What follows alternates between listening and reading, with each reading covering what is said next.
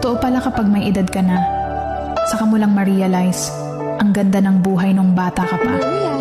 Noon simpleng saya lang sapat na. Laro sa labas, tawanan kasama ang mga kaibigan, at uwi sa bahay na pagod pero masaya. Wala pang mabibigat na problema, wala pang responsibilidad na kailangang buhatin araw-araw.